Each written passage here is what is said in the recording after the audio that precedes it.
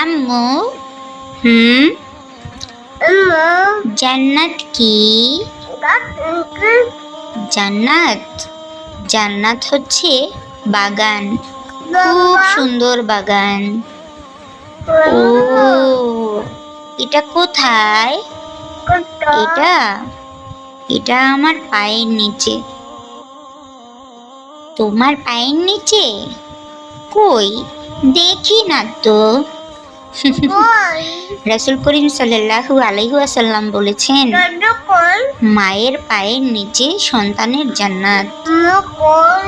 কিন্তু তোমার পায়ের নিচে তো জান্নাত দেখা যায় না।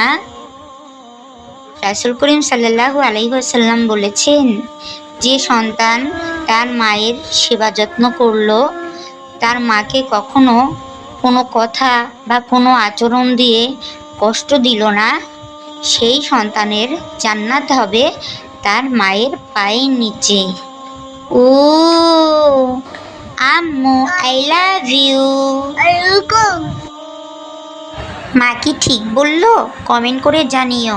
ভিডিওটা ভালো লাগলে লাইক করতে ভুলো না কিন্তু, আর চ্যানেলে সাবস্ক্রাইব করে দিও কিন্তু। কেমন? আল্লাহ হাফেজ।